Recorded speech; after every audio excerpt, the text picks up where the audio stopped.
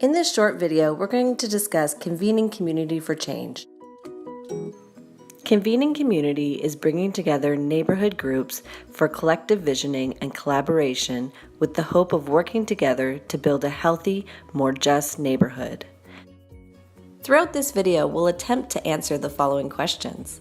Why do communities need to organize?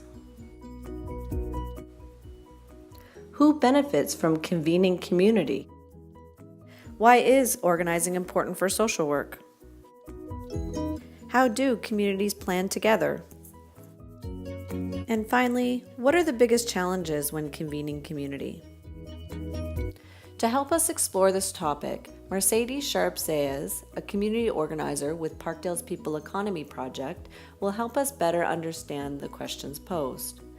The Parkdale's People Economy Project strives to build a more just economy through community land ownership, local currency programs, and community food distribution programs. So the project itself is inherently based on bringing community members into spaces where their voices can lead and into spaces where they can actually envision what they want in terms of an equitable future in terms of Parkdale.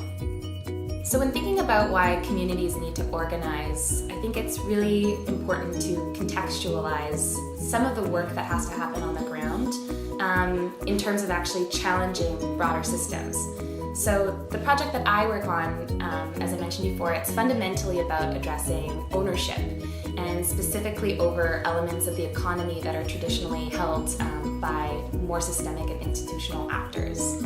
So if we ever want to be able to actually see tangible change on the ground and be able to actually shift the material conditions of people living within the community, then we need to fundamentally build a movement of people on the ground driving from their own lived experience and their own recognition of the ways that the system has failed them to be able to build a voice around that.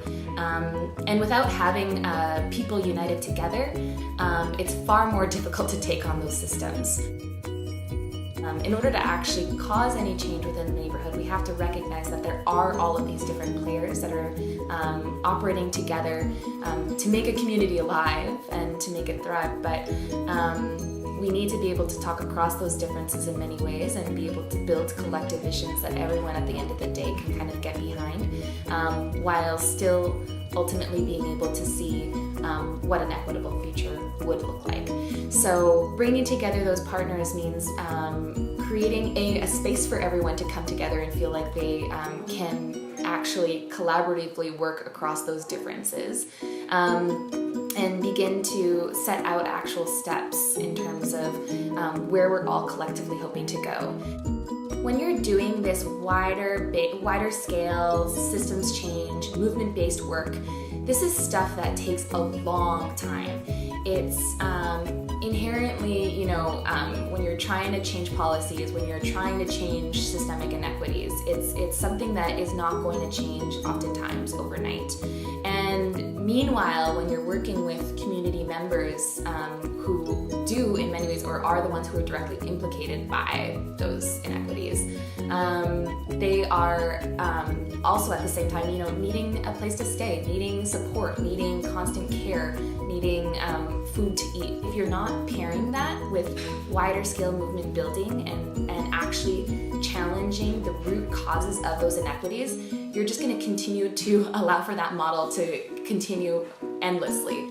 Being able, once again, to articulate those shared principles, those shared values. Also creating really intentional spaces. So sometimes bringing everyone into a room actually isn't the right answer. Because just inherently, unless we've been able to address a lot of the root causes of inequities, we're not actually able to hear everyone equally. This quote from Harsha Walia really captures what we're talking about today. If the goal of our organizations is to build a movement, it seems intuitive that adopting a purist politics about ideological stances, rather than a practice based in solidarity, risks ensuring that alliances can never be built. As social workers, we can be band-aids for the system or work to ensure the voices of the people we serve are heard in the corridors of power.